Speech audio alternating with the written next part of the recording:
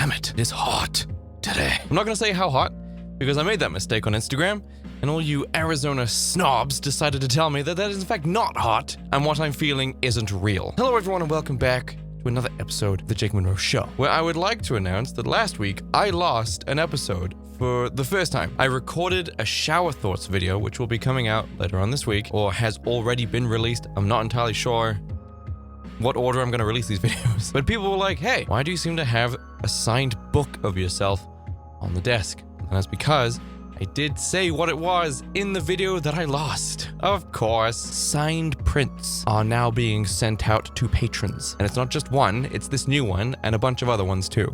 For the backlog that I missed. Like, you probably saw that they were here last week, and now they're not because they're gone. I have a few piles left over, but they've all been sent out. I now have someone sending them out for me, so I will no longer be missing months of signed prints. So if you head over to the Patreon, check out the Patreon, the link is down below. You will now get signed prints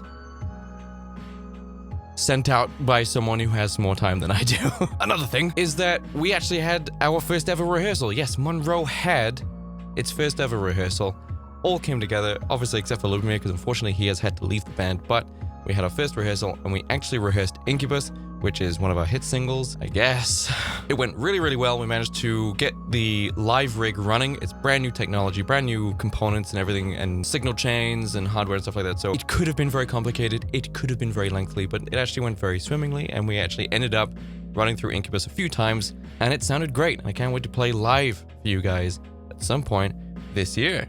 And lastly, before we get into the video, I would like to say that I actually received a bunch of questions, obviously, but there's a bunch of really interesting ones. And I think it'd be rather interesting to go through some questions of just doing a video about me. Don't do that often anymore. Can you believe I used to do this channel purely based on my own merit? There was no one else's content in these videos. It was just me. I was interesting enough to hold your attention, keep you coming back for more, but unfortunately, you can run out of ideas very, very quickly whenever you do YouTube professionally, and a lot of people don't seem to realize that. Oh yes, a lot of people think they can do YouTube a lot better. And the thing is I've had friends do YouTube, and they've started getting into it, and they're like, yep, I ran out of ideas within the first month. It happens. I'm sure a lot of people have like one really great idea for a video, and then you get it out, and there's that idea, it's out in the world. And then you have to think of another one, and another one, and another one, and another one, and you have to keep going consistently, and try your best to not make it look like you are floundering for video ideas. So today, I am going to be reacting to my own stuff. And will this video do well? No, it will not. This video will tank, and I'm going to be upset about it. But I think maybe it's just time I talk about myself. So shut up. So I'm going to go through the top comments on this video, because there was a bunch of really great comments, really great questions that were asked, and I want to go through them. I feel like they deserve dedication of an entire video. So the top one was baguette, which is, what is something you despise that's extremely normalized? And I thought pretty hard about this question, not because I don't know what it is, but because I don't think I could say it. Because there's a bunch of things that I despise about modern society that it has been normalized. And I have such a broad audience that some of those things would probably hit a nerve with a lot of you, because a lot of you do like mainstream stuff. A lot of you do have grown up into a world where a lot of this stuff has been normalized, so I'm just not gonna get into it. But to quell the rumors, it's mostly music related and people believing in astrology. See, now I shouldn't have said that. Just me with my foot in my mouth. What things do you like/dislike that other or more elitist goths would get mad at you for? Well, elitist goths get mad at me for purely existing. I mean, they get mad at everyone for purely existing. Oh, I see you're wearing black lipstick. Name every single Cure album and the year they came out. I don't like 80s music. And I'm not just talking about goth music, which technically doesn't exist. It's just an umbrella term for several different genres that were part of the main movement of the late 70s and the 80s. Arguably, you could say gothic rock, but gothic rock wasn't the sole genre in goth music. But yeah, I don't like 80s music. None of it. It's not just that stuff. It's all of it. I don't like 80s music. 70s music was fantastic. It was so raw, it was experimental, a lot of it was progressive, and then through the 80s, it just went pfft. It was homogenous, it was repetitive, and it was far too positive, too poppy, bouncy, nicey, happy fun times.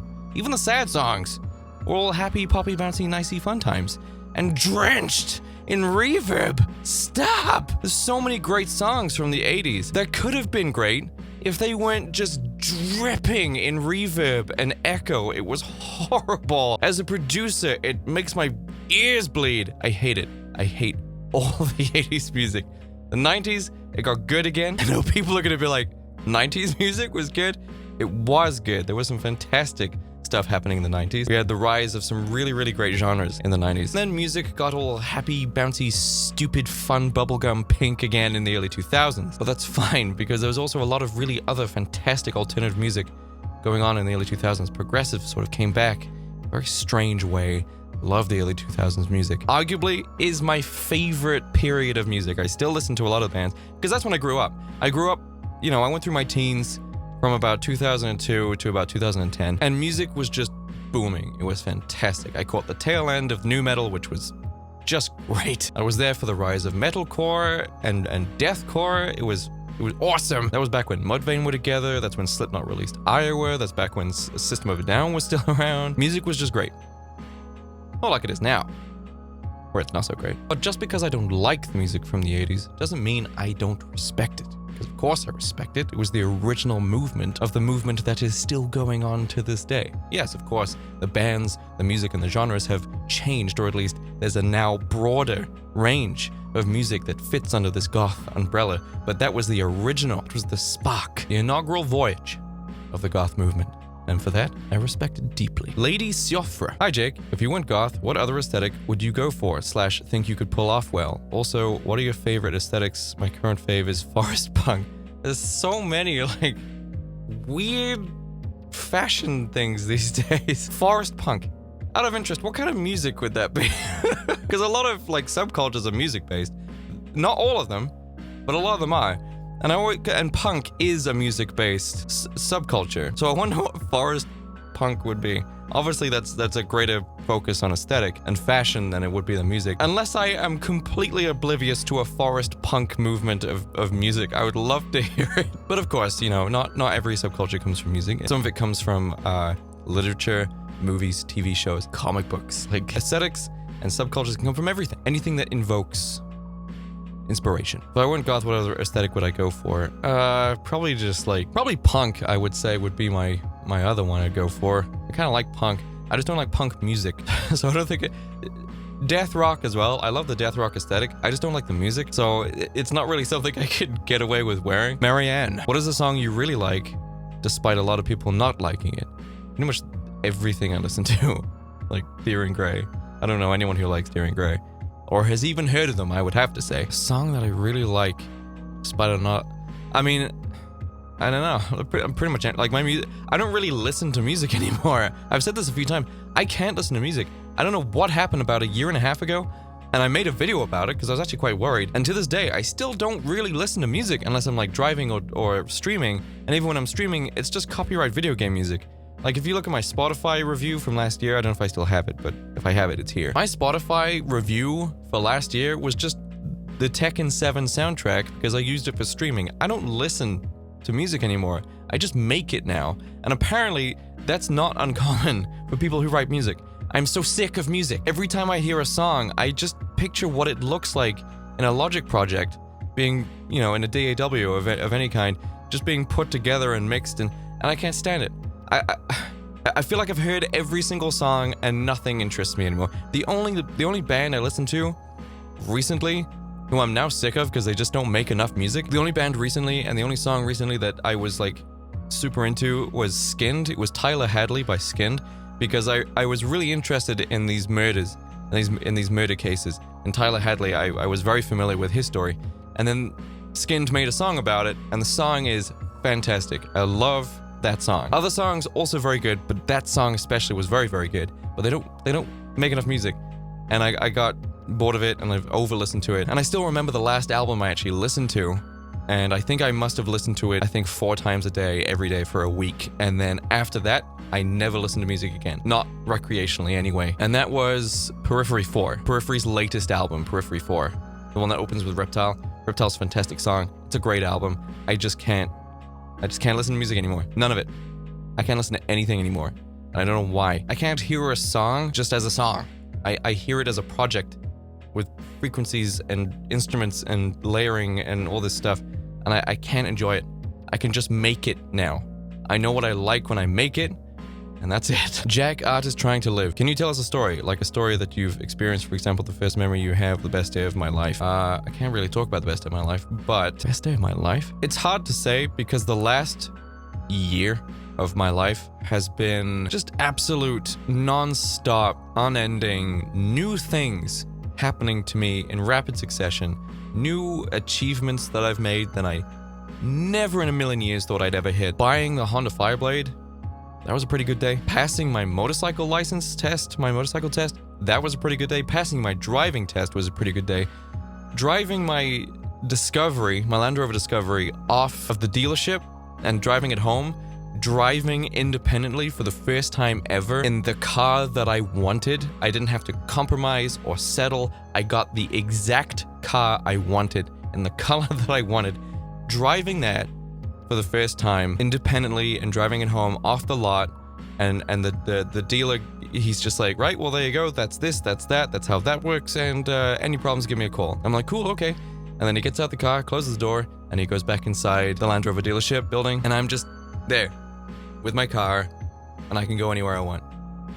And it's just, that was a big moment. I remember grinning from ear to ear the whole way home. Has it been tainted by Northern Ireland's ridiculous law that I can only go 45 miles an hour maximum on the highway for the first year of driving? Yes, of course it's been tainted. That's awful. It sucks. And I get angry every single time I do 45 miles an hour on a 70 mile an hour highway. It drives me insane. But other than that, it's been fantastic. It's been very, very good. Morale, who I recognize from the streams. By the way, check out the streams. Has there ever been one person that has destroyed your confidence? Which, to be honest, seems impossible, up to the point where you didn't dress as Goth around them.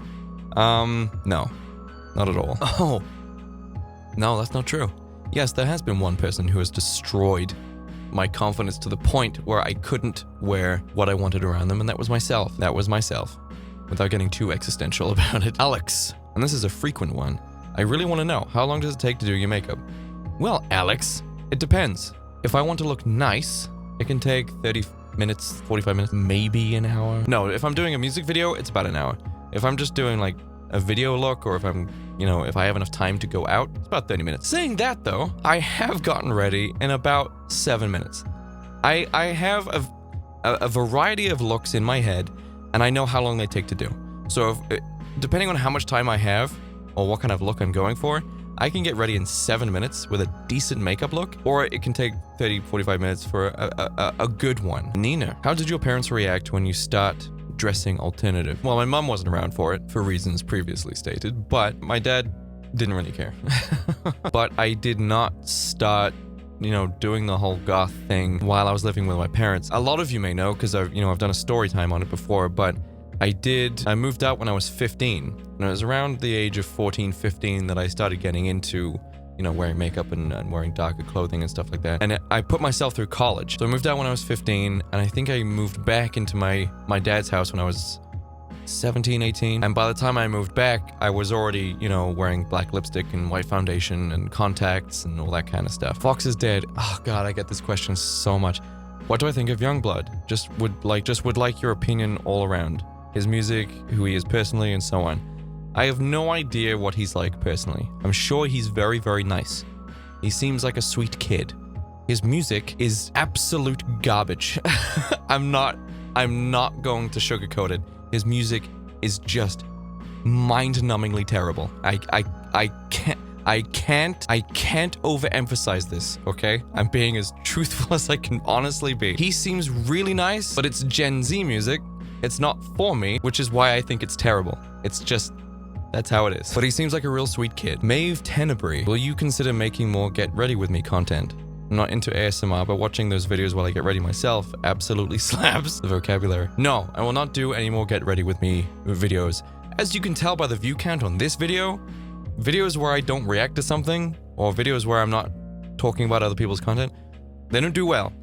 Like this video did not do well.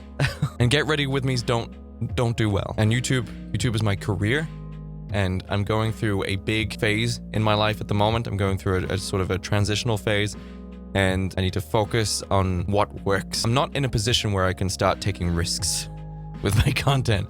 I need to play it safe for now. Maddie Collins, What's the best piece of advice you have ever given or been given? I mean, I've given a lot of advice. Very little of it is ever listened to. Best advice I've ever been given? I can't really think of anything I live by to this day. I do have a quote that I live by, which is, whatever happens, happens, and will not happen any other way. Which is basically just no regrets, but it's a little more eloquent. It's basically just shit happens. Deal with it. Some people get so wrapped up in, oh, if I'd just done this, oh, if I'd only known this, if I had just done this slightly. You didn't. And you can't go back and do it differently. In fact, even if you could go back in time, you would do the same thing again, because you are still you, right? Unless you retain the knowledge, which I guess is what people are insinuating, but you can't change it. You just have to deal with what's happened and move forward. And honestly, that's really worked for me. It's really helped. Flazy Brooklyn. If you didn't start YouTube, what do you think your job would be? Professional musician, which is actually technically another part of this job. Another part of my job. Another job I do. Except I don't take the earnings from Munro. I put all of the earnings from Munro into a single band account, and we use that money to buy new gear, to pay for tours, to pay for travel, and pay for music videos, and all that kind of stuff. And eventually to pay the other guys in the band. None of us make anything from it. I mean, technically we do, but we've all decided to keep it within the band and just use it for whatever the band needs. Mackenzie Dakota. We'll end with you, Mackenzie. Don't know if you've already talked about this, but how old were you when you got into music? When did it click for you that it was a passion of yours? Here's a funny story. I hated music when I was a kid. I didn't because my dad listened to progressive jazz. And if you've ever listened to progressive jazz, it sounds like someone pushed a jazz band down a flight of stairs, where then a bunch of other people occasionally kick them on the way down. Music, I guess. Well, that's what my dad listened to. He went through a big, he was an adult.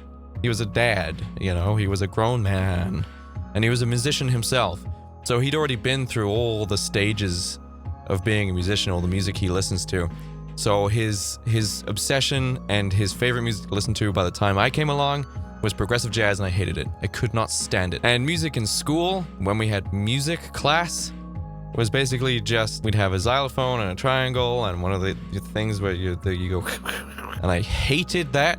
I hated it. And then one day I was in my dad's boss's van, because my dad was friends with his boss, and his boss was dating my mom's mom, so my grandmother. It was kind of weird. In fact, it's weird now that I think about it. So I was in his van, and he was a rocker. He had a bunch of Les Pauls and Gibson SGs and stuff like that. This beautiful snakeskin Jackson V from the 80s. Beautiful guitar. And I remember sitting in the car, and he put on a cassette tape of Guns N' Roses, and the guitar solo for Sweet Child of Mine came on.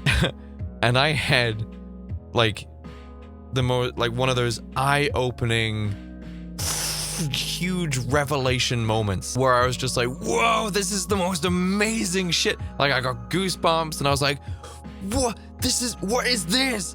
And he was like, that's Guns N' Roses, that's Sweet Child of Mine, that's Slash playing. He's like a very well-known guitarist. And I learned all about Guns N' Roses, and then he got me into AC/DC, and I loved AC/DC. And it wasn't enough to listen to it, I had to play it and write it too.